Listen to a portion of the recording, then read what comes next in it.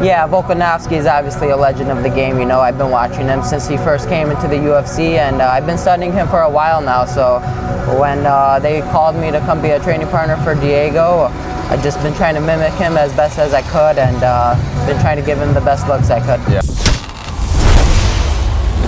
Mike Owens with Inside Fighting, and in case you can't tell, we're in lovely Miami, Florida, and I'm joined by Austin Bashi, who's been the main man for Diego Lopes ahead of his fight with Alexander Volkanovski at UFC 314. Austin, pleasure as always. How are things at you, and how's Miami been so far? It's been amazing, man. Over here in Miami, it's real nice, like 85 degrees. Been here for probably like 10 days now, and now we're coming towards the end of the week and fight Saturday night.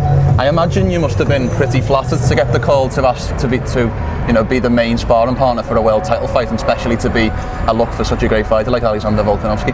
Yeah, a huge opportunity. You know, about 6 weeks ago, Diego messaged me, and we have the same management team, so that's how we got connected pretty much. But yeah, been sparring with him for the last 5-6 weeks. Was in Mexico with him, and he's looking very sharp and very well, and I'm blessed to be a part of it. Why do you think it was you? What do you think about your style, or what made you think?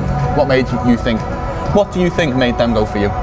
You know, I have like pretty much the similar build to Volkanovski, you know, similar height, similar reach, and similar body type, so I feel like that's why they chose me. 100%. Talk me through Alexander Volkanovski's style.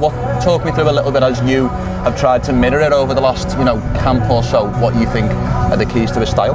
Yeah, Volkanovski is obviously a legend of the game. You know, I've been watching him since he first came into the UFC, and I've been studying him for a while now. So when they called me to come be a training partner for Diego, I've just been trying to mimic him as best as I could, and been trying to give him the best looks I could. Yeah, 100%. Talk to me a little bit about Diego as a training partner. Talk to me a little bit about the relationship between yourselves. I know you have the same management, but talk to me a little bit about what this experience has been like for you with him.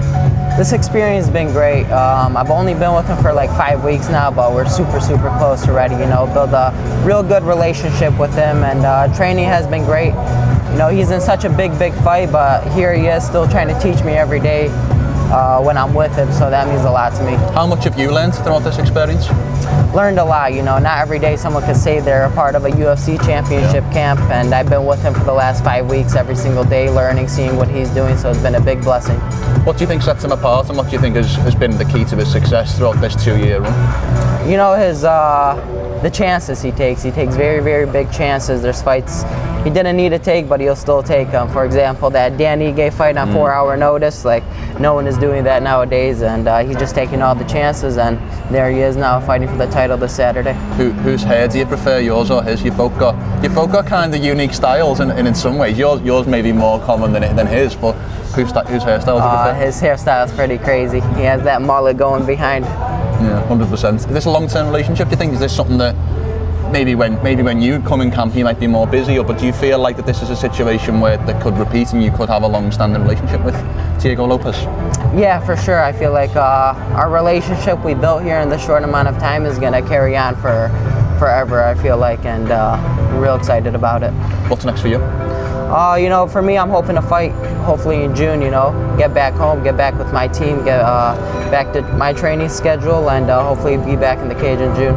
How have you reflected on the last fight? I mean, you fought, a very high-level fighter, even by UFC standards, in your first fight, coming up short by, a round or so, and I know that you obviously have high standards for what you want to accomplish, but how have you reflected on that fight? For sure, it was a big fight, UFC debut, and it didn't go my way, but learned a lot from it.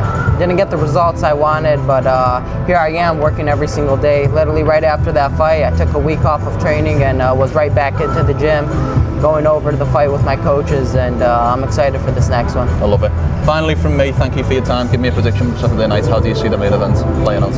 Thank you. I see Diego finishing him in the first or second round.